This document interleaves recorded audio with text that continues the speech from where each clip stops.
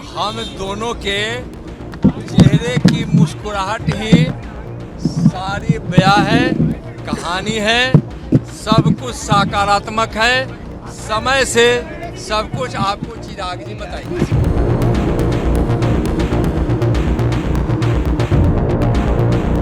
दोस्तों, चेहरे की मुस्कुराहट का हवाला देकर बीजेपी ने मोदी के हनुमान चिराग पासवान को तो थाम लिया, लेकिन उसे कैसे थामेगी जिसने कभी कहा था मोदी का वो चेला है।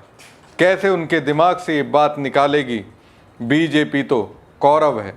मांझी के लिए बीजेपी कैसे कौरव है, इस कहानी को समझेंगे तो पाएंगे एनडीए की एकता में दरार कितनी गहरी हो चुकी है। नमस्कार दोस्तों, मैं हूं प्रवीण सानी। दोस्तों, भले ही नित्यानंद राय को भेजकर अमित शाह ने चिराग पासवान को मनाने की पुरजोर कोशिश की, भले ही ये दिखाने की कोशिश की एनडीए में ऑल इज वेल। सोचिए, अगर वाकई में चिराग के चेहरे पर मुस्कुराहट होती तो बीजेपी नेता नित्यानंद राय को ये कहने की जरूरत पड़ती। अब मैंने जब चिराग के फेशियल एक्सप्रेशन को देखा, उससे तो ऐसा लगा कहीं ना कहीं अंदर से संतुष्ट तो नहीं है, मजबूरी में हाथ मिलाने के लिए तैयार है। अब पता नहीं उनकी क्या मजबूरी होगी, लेकिन अंदर ही अंदर कुड़ तो चिराग पासवान जरूर रहे होंगे। शायद समय उन्होंने अपने लिए तय कर लिया हो, लेकिन नाराजगी तो है। अब बीजेपी के रणनीतिकारों का पूरा फोकस अपने सहयोगियों से निपटने पर है, उन्हें मनाने पर है। और इधर विरोधी महागठबंधन में पार्टियों के बीच सीट शेयरिंग भी हो चुकी है। हालांकि आधिकारिक घोषणा तो नहीं हुई है, लेकिन महागठबंधन में शामिल पार्टियों के बीच कोऑर्डिनेशन है। अब देखिए, सबसे बड़ा झटका तो बीजेपी की ओर से जीतन राम मांझी को दिया गया। दोस्तों, जीतन राम मांझी खुद केंद्रीय मंत्री हैं और बेटा बिहार सरकार में मंत्री है, फिर भी एनडीए में अपमानित महसूस कर रहे हैं। कैमरे पे बोलते हैं कि वो प्रधानमंत्री नरेंद्र मोदी का चेला, और सोशल मीडिया एक्स पर रामधारी दिनकर की कविता शेयर कर कर बताने की कोशिश करते हैं जैसे बीजेपी कौरव है। 5 साल में मोदी की डिमांड डबल हो चुकी है।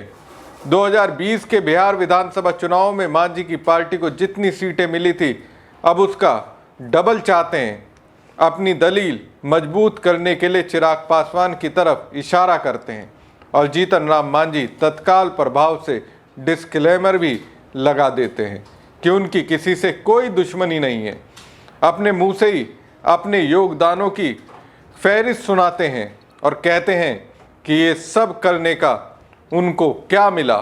जीतन राम मांझी भूल जाते हैं कि एनडीए के लिए चिराग पासवान ने जो किया वो नहीं कर पाए जब उनको मौका मिला था। चिराग पासवान अगर खुद को मोदी का हनुमान बताते हैं तो साबित भी कर चुके हैं, लेकिन मोदी का चेला बताने के बावजूद बीजेपी की जो अपेक्षा थी उस पर खरे नहीं उतरे। जैसे 2020 में चिराग पासवान ने नीतीश कुमार को डैमेज करने का बीड़ा उठाया था, ठीक वैसे ही 2015 के चुनाव से पहले ही बीजेपी ने जीतन राम मांझी को उसी काम पर लगाया था।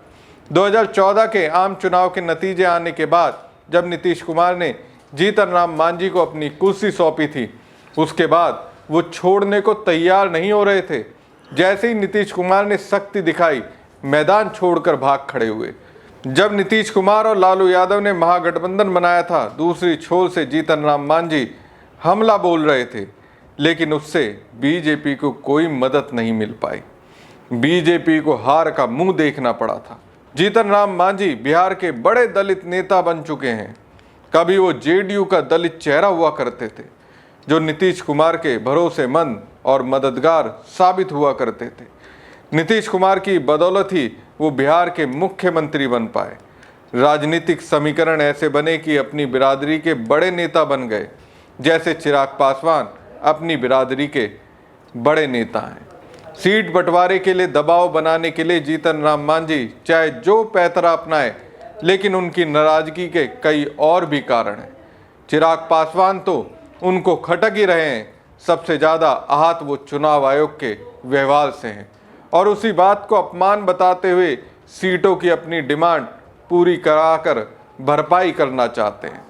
दिल्ली में प्रेस कॉन्फ्रेंस बुलाकर जीतन राम मांझी अपनी पीड़ा सुनाते हैं। एसआईआर में हमारे लोगों की मतदाता सूची नहीं मिली। इसलिए कि हम मान्यता प्राप्त पार्टी अभी तक नहीं बने हैं। आप समझिए, दूसरी बार इलेक्शन कमीशन के लोग गए, कमीशन के लोगों ने सभी पॉलिटिकल पार्टियों को बुलाया, तो हमें नहीं बुलाया गया।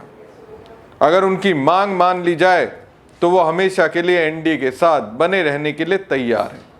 कहते हैं ये अपमान का घूंट कितने दिन सह के रहेंगे। जिसकी एक विधायक नहीं है वो अपने को बड़ा समझता है, जिसके एक दो विधायक है वो अपने को बड़ा समझ रहा है और क्या क्या मांगता है। हम सिर्फ यही आरजू करते हैं, प्रार्थना करते हैं कि हमको अगर आप बल दीजिएगा तो हम आपके सदा रहेंगे। आंकड़ों के साथ भी दुहाई देते हैं, प्रार्थना इसलिए कर रहे हैं कि हम अपने को अपमानित समझ रहे हैं। 2015 में हमारी पार्टी बनी है, आज हम की विधानसभा में 4 सदस्य हैं और एक विधान परिषद का सदस्य है। बिहार में एक मंत्री भी है, लेकिन हमको इतना अपमानित होना पड़ा कि हम कह नहीं सकते। जैसे चिराग पासवान पिछले चुनाव में खुद को मोदी के हनुमान के तौर पर पेश कर रहे थे, जीतन राम मांझी अपनी निष्ठा की दुहाई दे रहे हैं। हम नरेंद्र मोदी जी के चहेते हैं, उनके चेला हैं। जो नरेंद्र मोदी जी का इशारा होगा वो एनडीए का होगा। खुलकर भले ना कहें, लेकिन जीतन राम मांझी को ये बिल्कुल भी बर्दाश्त नहीं हो रहा है कि बिहार में बगैर विधायक वाले चिराग पासवान को उनके बराबर या उनसे ज़्यादा सीटें दी जाए। कहने को तो वो यहाँ तक कह रहे हैं कि अगर उनको 15 सीटें नहीं दी जाती तो वो एक भी सीट पर चुनाव नहीं लड़ेंगे, लेकिन एनडीए में ही रहेंगे। अपने मन की बात समझाने के लिए जीतन राम मांझी ने रश्मि रथी से एक लंबी कविता की कुछ पंक्तियां सोशल मीडिया एक्स पर शेयर की। हो न्याय अगर तो आधा दो, यदि उसमें भी कोई बाधा हो तो दे दो केवल 15 ग्राम। रखो अपनी धरती तमाम, हम वहीं खुशी से खाएंगे, परिजन पे हंसी ना उठाएंगे।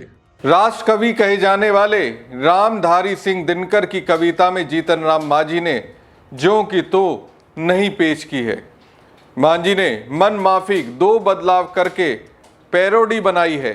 दिनकर ने अपनी कविता में हम लिखा है और जीतन राम मांझी ने उसे अपने मतलब के हिसाब से HAM कर दिया है। ये उनकी पार्टी के नाम का संक्षिप्त रूप है, हिंदुस्तानी अवाम मोर्चा। मूल कविता में 5 ग्राम यानी गांव की बात है, मांझी ने उसे बदलकर 15 ग्राम कर दिया है। मांझी के लिए ग्राम से मतलब है विधानसभा सीटों से। प्रसंग महाभारत में कौरवों के पांडवों से 5 गांव मांगने की बात का है। महाभारत का प्रसंग उठाकर जीतन राम मांझी ने बीजेपी को कौरव करार दे दिया और खुद पांडव बन गए। कांग्रेस प्रवक्ता सुप्रिया श्रीनेत उसी कविता की आगे की लाइनें सुनाते हुए लिखती हैं और कहती हैं, उसके बाद की भी तो लाइनें सुनाइए। दुर्योधन वह भी ना दे सका, आशीष समाज की ले ना सका, उल्टे हरि को बांधने चला, जो था असाध्य साधने चला। जब नाश एनडीए का छाता है, पहले विवेक मर जाता है। मांझी जी जो खुद ही एनडीए के कौरवों की सेना बता रहे हैं, मोदी जी नीतीश जी को दुर्योधन बुला रहे हैं, क्योंकि जो उन्होंने लिखा है वो श्री कृष्ण ने दुर्योधन से कहा था। दलित नेताओं की व्यथा समझिए। दोस्तों, कहने को तो जीतन राम मांझी यही कह रहे हैं कि 15 सीटें नहीं मिली तो वो एनडीए छोड़कर कहीं नहीं जाने वाले हैं, और इसका एक मतलब तो यही होता है कि मजबूरन वो पिछली बार की तरह इस बार भी 7 सीटों पर भी संतोष कर सकते हैं, और दूसरा रास्ता ये है कि पाला बदल लें। ऐसा कर कर वो महागठबंधन में जा सकते हैं, लेकिन ज़्यादा सीटें तो वहाँ भी नहीं मिलने वाली। बस बदला पूरा करने का मौका जरूर मिल सकता है। शायद इसलिए जीतन राम मांझी बीजेपी को किसी गफलत में नहीं रखना चाहते हैं।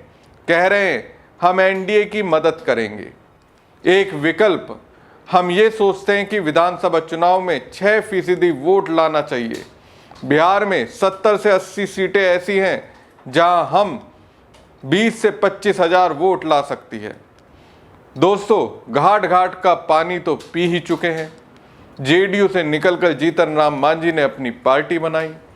बीजेपी की शय पर नीतीश कुमार को डैमेज करने की जी तोड़ कोशिश की, लेकिन फिर लौटकर नीतीश कुमार के पास ही चले आए।